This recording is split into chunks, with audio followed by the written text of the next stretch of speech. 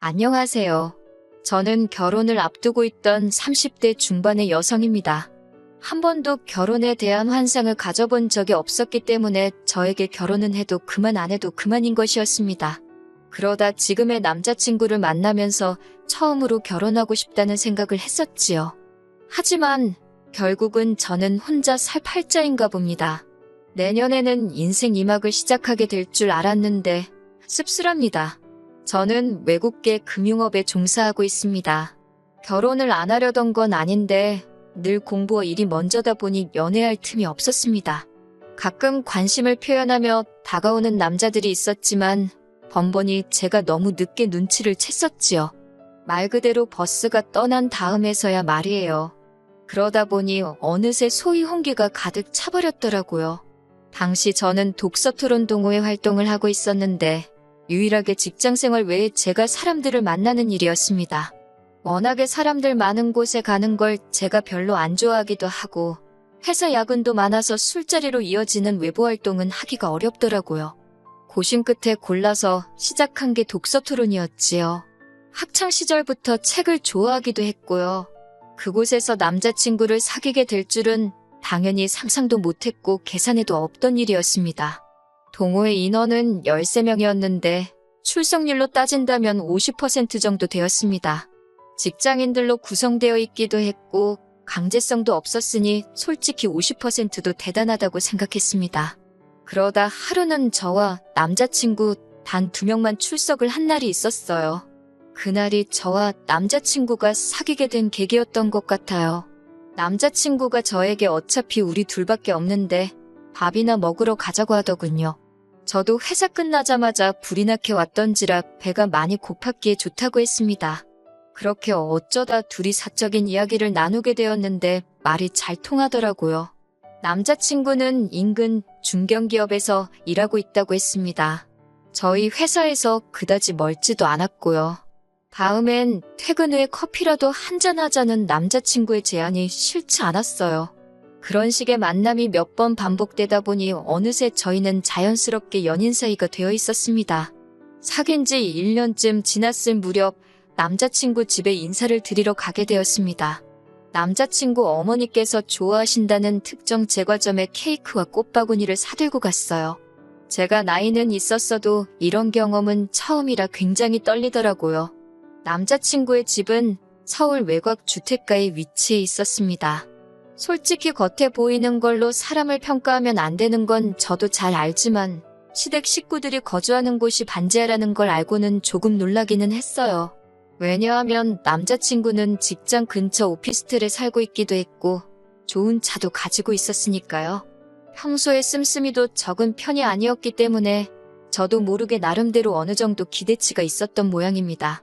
집 안으로 들어가니 정리가 하나도 안 되어 있었습니다. 신발장에 어지럽게 널브러진 신발들과 여기저기 걸쳐진 옷과 수건들을 보고 있으니 정신이 하나도 없더라고요. 제가 어디 앉아야 할지 갈피조차 잡을 수 없었습니다. 결국 들고 온 케이크와 꽃바구니를 부엌에 내려놓고는 거실 한쪽에 앉았습니다. 소파도 없어서 맨바닥에 앉았어요. 이럴 줄 알았으면 치마 말고 바지를 입고 올 거라는 생각을 하는 찰나였는데 남자친구 어머니께서 고기 사올 줄 알고 고기 구워 먹을 준비를 했는데라며 혀를 차시더라고요. 좀 황당했지만 저도 모르게 죄송하다는 소리가 입에서 튀어나갔습니다. 남자친구가 어머님께 지금이라도 사올 거냐고 물으니까 집 앞에 정육점 가서 사오라고 하셨어요. 안창살 있으면 안창살 사오라고 저희 뒤통수에 대고 소리를 치셨습니다. 정육점으로 가는데 무슨 말을 해야 할지 모르겠더라고요. 남자친구도 제 기분을 눈치챘는지 마음 쓰지 말랍니다. 원래 격식이 없으신 분들이라면서요. 정육점에 도착해서 어머님이 시키신 대로 안창살을 샀습니다. 계산은 남자친구가 했고요. 제가 하려고 했는데 당황한 상태에서 남자친구를 따라 나오다 보니 핸드백을 두고 나왔더라고요. 다시 집에 도착하니 아까 못 봤던 사람이 한 명 있었습니다. 남자친구의 여동생이었어요. 남자친구보다 6살 어린 여동생이 있다는 이야기는 들었는데 친하진 않다고 했어요. 성격이 너무 안 맞는다고요. 너무 뻔뻔하고 생각이 짧아서 이야기를 하다 보면 화가 난다나요. 그때만 해도 제가 실제로 남자친구의 여동생을 본 적은 없었던 상황인데 남자친구가 그렇게 이야기를 하니 오히려 남자친구가 이상해 보였습니다. 좀처럼 남에 대해서 그런 식으로 험담을 하는 성격이 아니거든요. 하지만 남자친구 여동생의 언행과 태도를 지켜보니 남자친구가 그토록 싫어하는 게 충분히 이해가 되더라고요.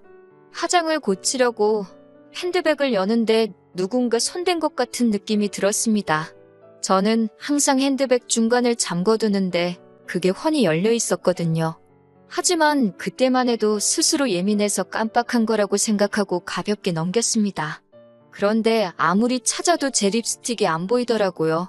며칠 전에 산 명품 브랜드로 새거나 마찬가지였고 좀 전에 오는 길에 남자친구 차 안에서도 발랐는데 말이에요.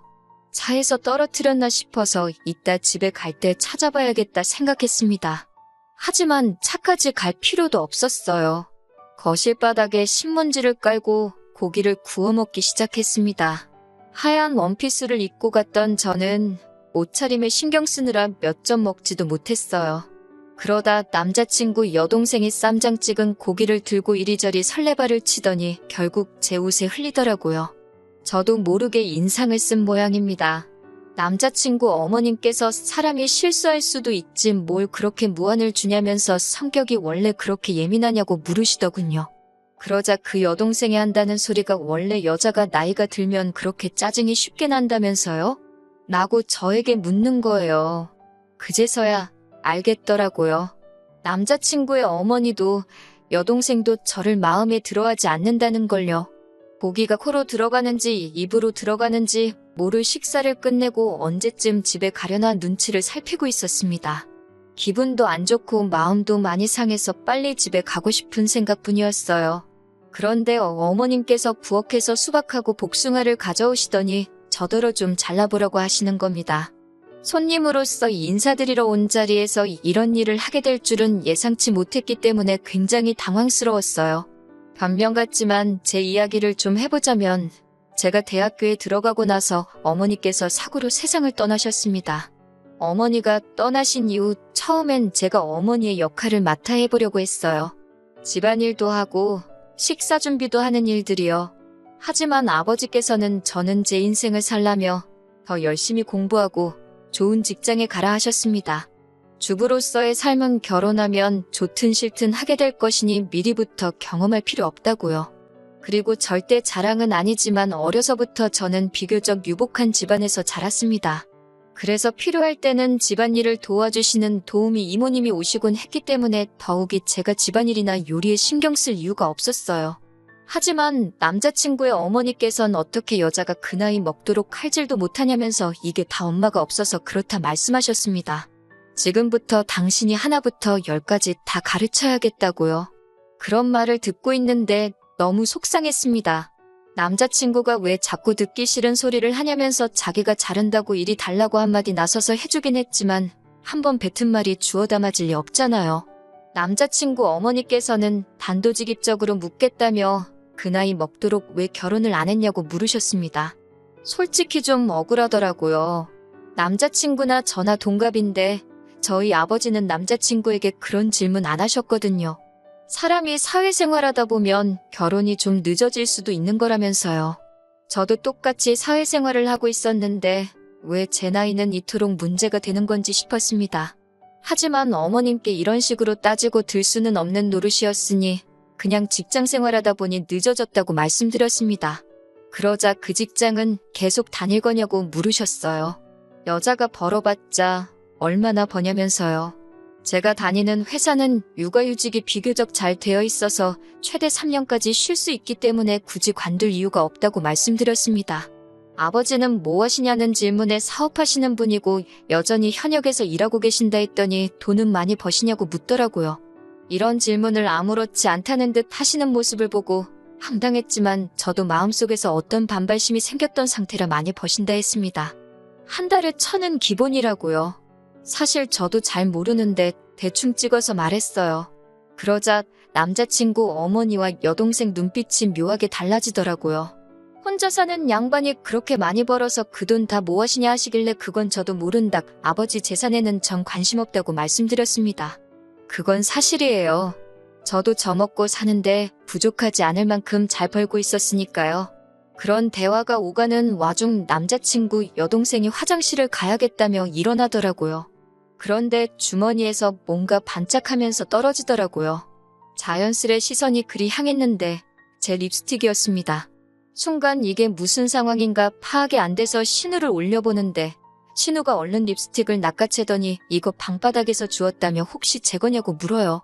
맞는 것 같다니까 잘 좀 챙기라면서 신경질을 부리며 저한테 던지듯 주고 가더라고요. 심증은 가는데 확증이 없으니 화를 낼 수도 없고 그렇다고 고맙지도 않고 한마디로 어이가 없었지요. 남자친구도 이게 무슨 상황인가 파악하려는 눈치였어요.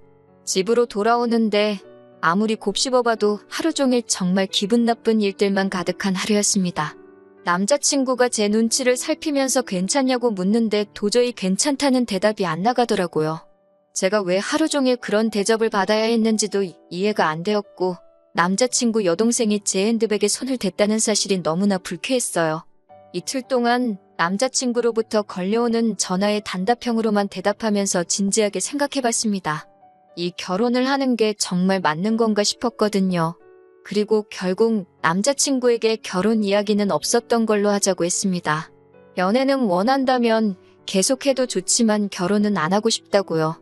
남자친구는 말도 안 되는 소리라며 자기 어머니랑 여동생 때문이냐며 자기가 어떻게든 설득할 테니 제발 다시 한 번만 생각해 달랍니다. 그리고선 며칠 뒤 남자친구의 어머니께서 연락을 해오셨습니다. 저희 결혼 문제로 이야기를 좀 나눴으면 좋겠다고요. 어머님이 정해주신 장소로 나가니 아니나 다를까 남자친구 여동생도 나와 있었습니다. 아들에게 들으셨다면서 일단 당신이 그런 의도가 아니었는지만 제 마음이 상했다면 미안하다 하시더군요.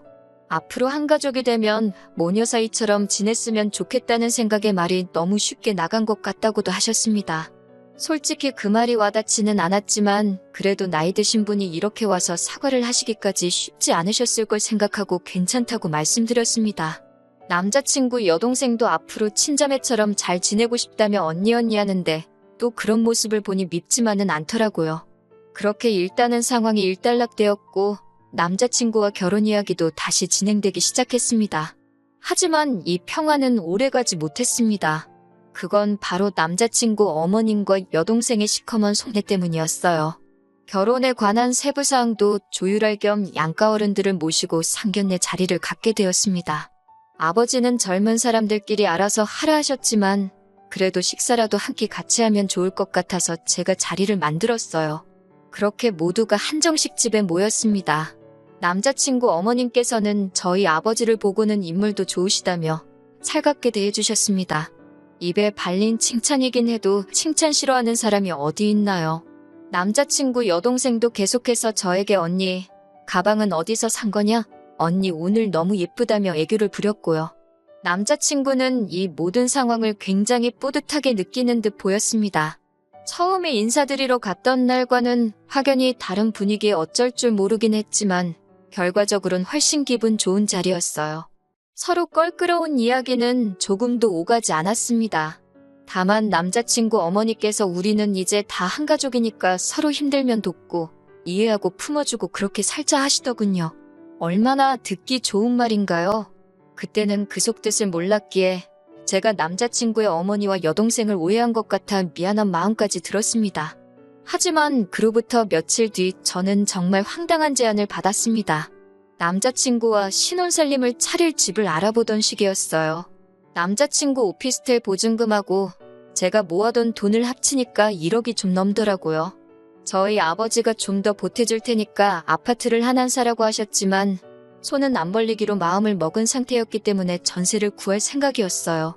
그런데 어디서 그 이야기를 들으셨는지 어머님께서 저한테 연락을 해오셨습니다. 어머님께서는 멀쩡한 집을 납두고 왜 전세를 구하냐며 물으셨습니다. 당연히 저희가 아버지 집에 들어가서 살 줄 알았다고요. 저는 왜 그렇게 생각하셨는지는 모르겠지만 그럴 계획은 없다고 말씀드렸어요. 그러자 저희가 저희 아버지랑 같이 살면 남자친구의 오피스텔 보증금은 당장 급한 돈이 아니니 빌려 쓰실 참이었대요. 제가 그 이야기를 듣는데 뭐라고 달리해드릴 말씀이 없더라고요. 제 돈도 아닌데 이러쿵저러쿵 할 수가 없잖아요. 그리고 무엇보다 남자친구랑은 단 한 번도 저희 아버지 집에서 셋이 사는 쪽으론 이야기를 해본 적이 없거든요. 제가 아무런 말도 하지 않자 어머님은 아니면 당신하고 여동생이 저희 아버지 집에서 신세 좀 지시겠답니다. 사돈 집에 들어와서 사신다는 말씀이시냐고 물으니 반지하가 사람 살기가 너무 힘들다고 그러시는 거예요. 그러면서 앓는 소리를 하시는데 아무리 그래도 어떻게 저희 아버지 혼자 사시는 집에 어머님이랑 예비 신우가 들어와서 사나요? 그건 말이 안 되잖아요. 어머님께 죄송하지만 그건 안 될 것 같다고 말씀드렸습니다. 그러자 그럼 다시 처음으로 돌아가서 저희들이 들어가서 살고 남자친구 오피스텔 보증금을 내놓으랍니다. 저희만 잘 살면 다냐고 화를 내시면서요. 불쌍한 당신 모녀는 어쩌라는 거냐고요. 황당하고 어이가 없었지만 뭐라 대꾸도 못하고 어머님의 억지를 듣고 있는데 어머님께서 저더러 하시는 소리가 나이도 많은 애가 시집오면서 맨몸으로 덩그러니 오려고 했냐고 그러시대요.